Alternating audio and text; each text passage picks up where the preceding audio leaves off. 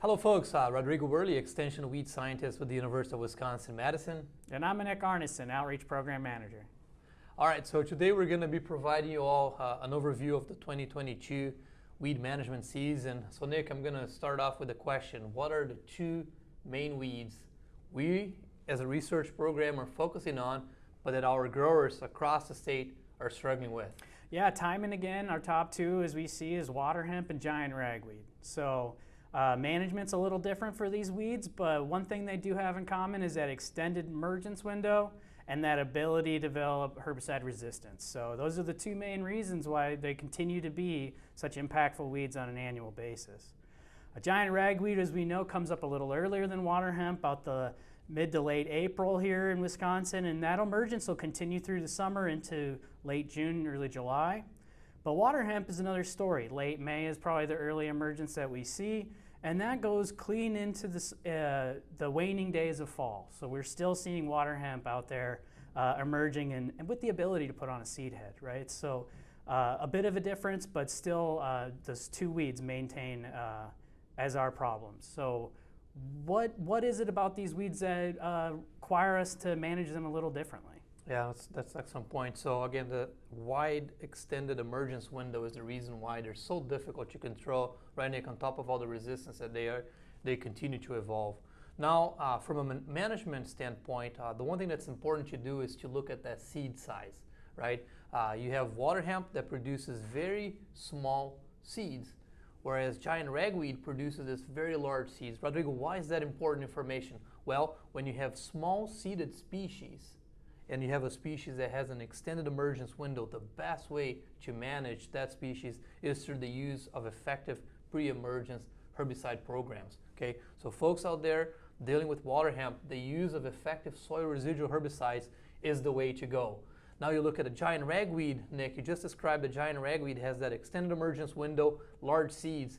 Residual herbicides, they do okay on control giant ragweed, but when you have heavy infestations of giant ragweed in your operation, the way to go is by using timely, effective foliar post-emergence herbicides there. So that's kind of a major difference between these two problematic weed species that our growers are dealing with. Awesome, thanks Rodrigo. Now that we've got an overview of those two weeds, let's take a look in the field at some of the additional weeds we dealt with in 2022.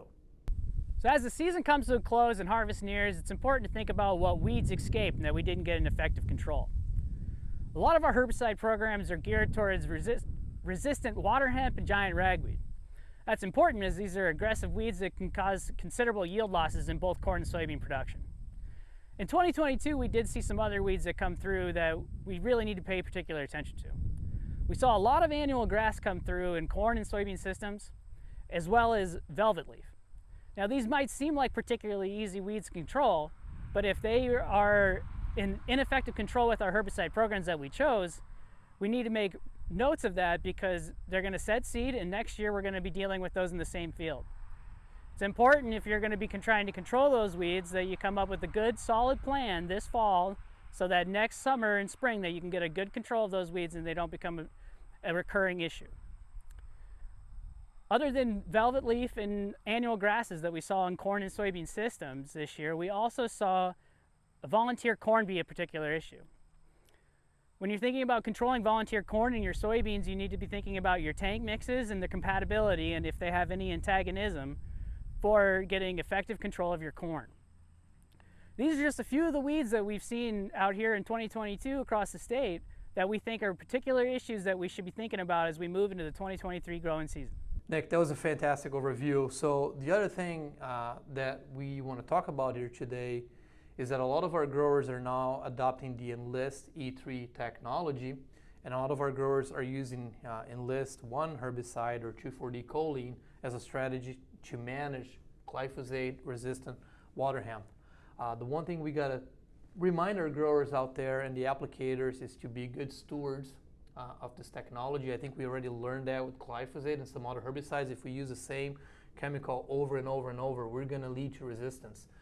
There are instances here in the state of Wisconsin where 2,4-D is already not working. Some of the work that our grad student Felipe Faleco has done has shown that we have some populations in Wisconsin of Waterhemp that are 2,4-D resistant, and we continue to get more and more calls from growers that are not observing the high efficacy of 2,4-D. Okay, so again, it's a fantastic tool that's available to our growers. A lot of our growers are adopting it, but we gotta use it as part of a systems approach to postpone evolution of herbicide resistance. Otherwise, we're gonna be losing this powerful tool really, really quick.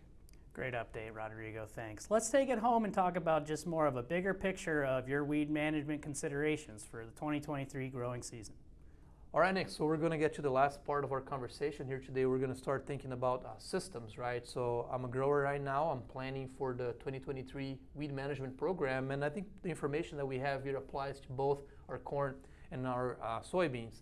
We have done some survey work, and then what we're learning is that most of our growers out there are in a two-pass system, being a pre followed by a layered approach. Nick, do you mind expanding and explaining what that is? Yeah, absolutely. I mean, when we talk about this layered approach, we're talking about layering residual herbicides. So we're talking about getting a pre with the residual activity in with your burn down, and then coming back at about the time of those weeds getting to that 3 to 4 inch mark and coming back with another effective post-emergent option, but including a residual so that we can go after those weeds with that late emerging ability, right? So that we're getting 2 shots of that residual out there on the field in one season. Now, we heard a lot this year of the need for a third application, so that a sort of a cleanup. So Rodrigo, what justifies someone to look at their field and say, I need to come back out here with another shot? Yeah, that's an excellent point. You know, it's going to be on a field by field basis. So if you have a scenario where you have a field with a little heavier infestation of weeds, what tends to happen there, even though you have this two-pass approach that Nick just described, the weed pressure is intense, and you may have some of these weeds with extended emergence window, late emergent window, and they will break through that second layered pass, okay?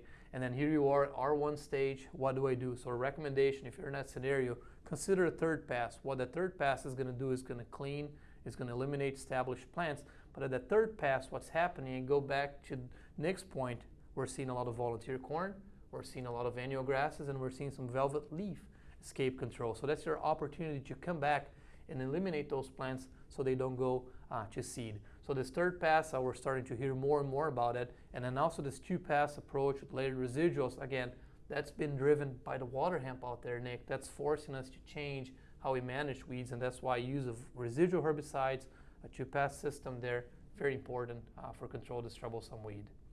Great point. Well, thank you all for taking a look at this video today. I think there's a lot of information out here, and there's plenty more. So follow the links here in our final slide and chase down more information, and look forward to some in-field updates next summer. Good luck.